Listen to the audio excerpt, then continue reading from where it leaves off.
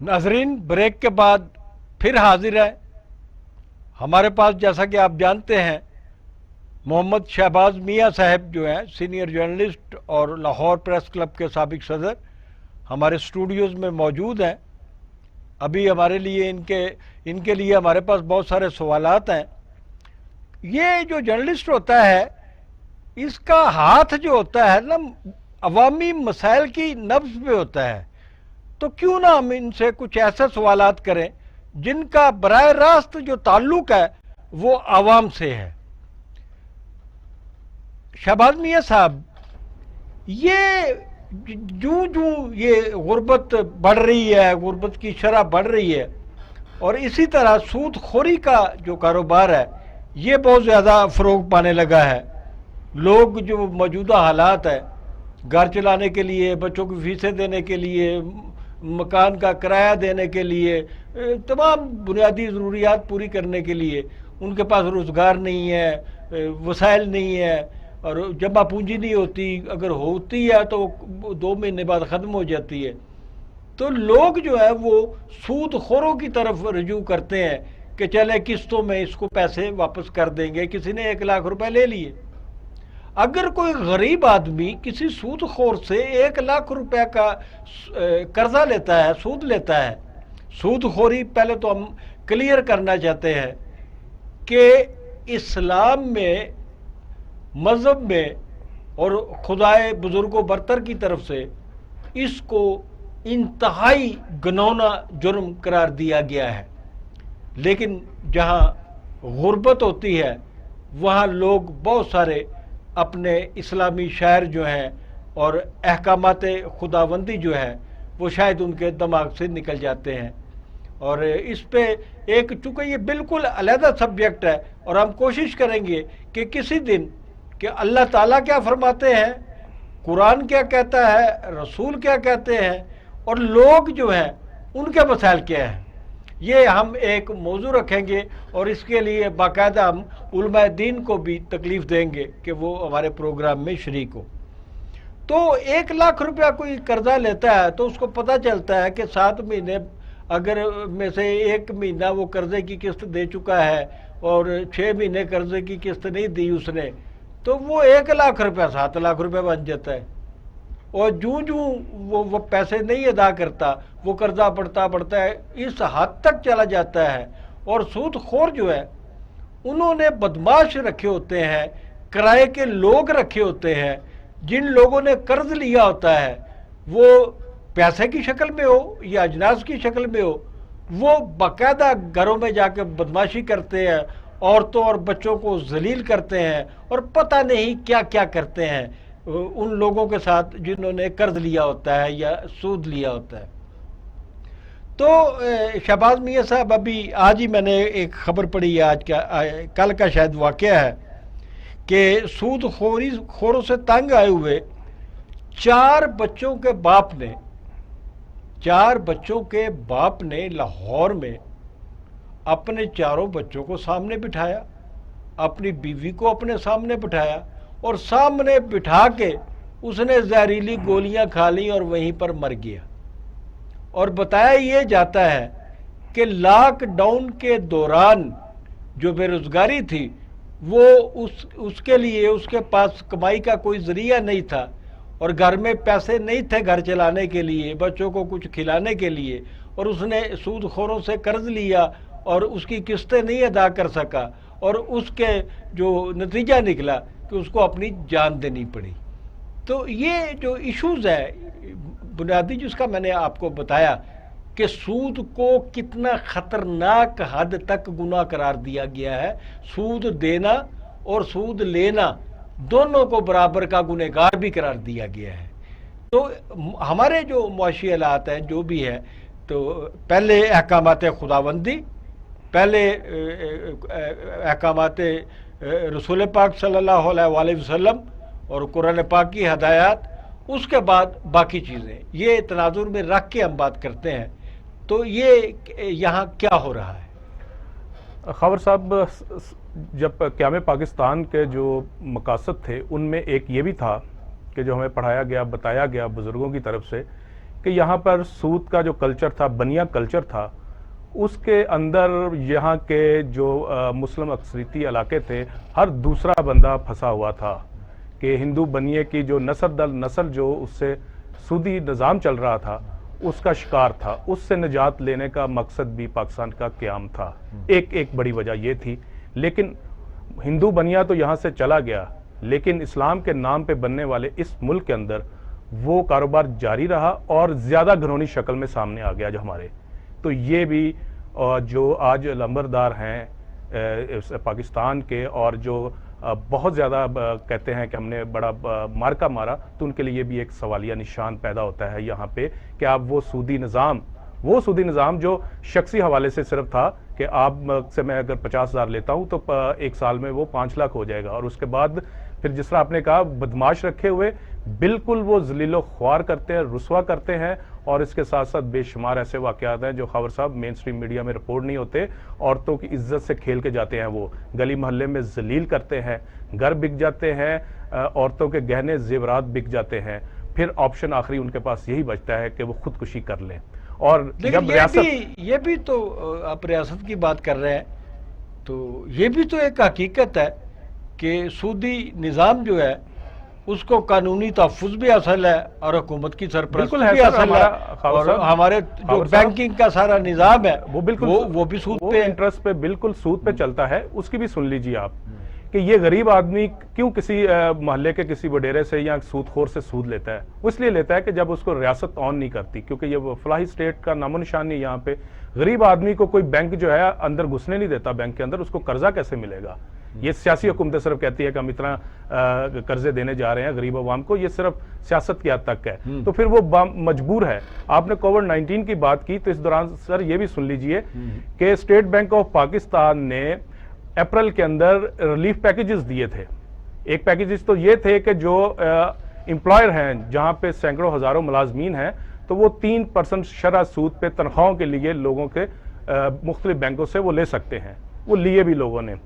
لیکن اس کے ساتھ ساتھ یہ بھی تھا کہ آپ نے اگر بینک سے قرضہ لیا ہوا ہے یا آپ کا کریڈٹ کارڈ کا بل ہے اور آپ کووڈ-19 کا شکار ہو گئے ہیں اور آپ کا روزگار نہیں رہا، تو آپ اپنی متعلقہ بینک کی برانچ میں جا کر اپلیکیشن دیں یا آن لائن اپلائی کریں. اس کے بعد آپ کا وہ فریز ہو جائے گا.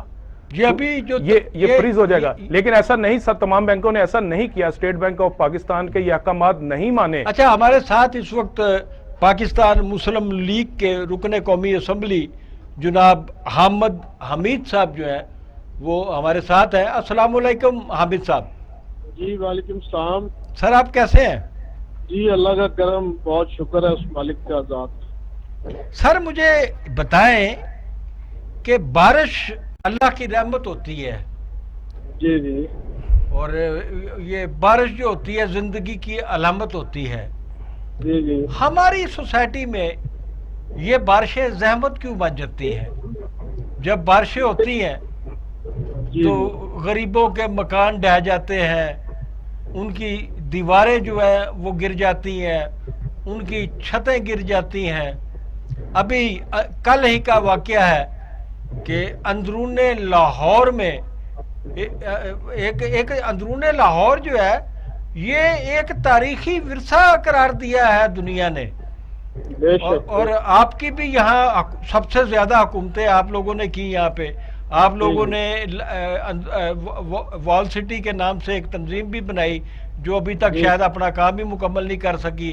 اگر کچھ کر سکی ہے تو میرے خیال میں زیادہ سے زیادہ لاہور کے جو دروازے ہیں ان میں سے 2-4 دروازے ممکن ہے پینٹ کیے ہوں، یا کچھ گھروں کو انہوں نے پرانے قدیم گھروں کے جو باہر کی نمود و نمائش ہوتی ہے وہ کہیں نہ کہیں نظر آتی ہے. تو یہ جو کل واقعہ ہوا، میاں بیوی اپنے 3 بچوں سمیت ملبے کے نیچے آ کے دب کے مر گئے، اور یہ واقعات روزمرہ کا معمول ہے. اور یہ واقعہ تو موجودہ حکومت کے دور میں ہوا ہے. ہم اس کو پنجاب کی موجودہ جو گورنمنٹ ہے اس کے کھاتے میں ڈال دیتے ہیں. لیکن آپ کی حکومت جو ہے وہ سب سے زیادہ عرصے تک جو ہے وہ پنجاب میں حکمران رہی ہے. یہ لاہور کا جو بنیادی مسئلہ ہے اصل اور قدیمی لاہور کا، اس کو اب تک حل کیوں نہیں کیا جا سکا؟ بسم اللہ الرحمن الرحیم. آپ نے بڑا اچھا سوال کیا ہے کہ لاہور کا کمپیریزن بارشیں زیادہ ہوئی ہیں اور باقی پاکستان میں بھی اسی حوالے سے میں بات کروں گا کہ وہاں پہ بھی بارشیں ہوئی ہیں. سب سے پہلے تو میں ان لواحقین سے تعزیت کرتا ہوں جن کا یہ جانی مالی نقصان ہوا ہے. دوسری میری گزارش یہ ہے کہ آپ نے بڑا کثر نفسی سے کام لیا ہے کہ لاہور کا کمپیریزن اور مسلم لیگ کے ادوار کا جو ہے وہ سلسلہ وہ آپ نے بڑا طویل یہاں پہ بیان فرمایا ہے. تو میری یہ گزارش ہے کہ یہ تو آپ کے لیے خوشی کی بات ہونی چاہیے نا. یہ تو آپ کے لیے خوشی کی بات ہونی چاہیے کہ لاہور کے عوام، پنجاب کے عوام، پاکستان کے عوام جو ہے انہوں نے پاکستان مسلم لیگ پر ہمیشہ اعتماد کیا اور پچھلے کئی دہائیوں تک اور کئی حکومتیں جو ہیں وہ آپ کو عطا کی. یہ تو اللہ کا شکر ادا کرنا چاہیے آپ. یہ ہمیں اس پہ بڑا فخر بھی ہے، بڑا شکر بھی ہے. میں بات یہ کرنا چاہ رہا ہوں کہ آپ نے لاہور کے حالات دیکھے ہیں کہ وہاں پہ کس قدر ڈیولپمنٹ ہوئی اور کس طرح اپوزیشن پچھلے کئی ادوار میں تخت لاہور کا جو ہے وہ شور مچاتے رہے. آپ کے سامنے ان کی 7 سالہ کارکردگی پشاور کی آپ کے سامنے ہے، KPK کی وہاں پہ آپ کے سامنے ہے، کراچی کی جو صورتحال ہے وہ آپ کے سامنے ہے، کس طرح آج تک وہاں پہ زندگی بحال نہیں ہو سکی. اور تمام پنجاب کا ایک شہر نہیں، پنجاب کے تقریباً سارے شہر جو ہے وہ ڈوبے ہیں. یہاں پہ میں آپ کو بتاتا چلوں کہ ڈسٹلٹنگ کا میں امیر صاحب ایک گزارش میری سن لیں کیونکہ پروگرام کا وقت بھی ختم ہونے والا ہوگا.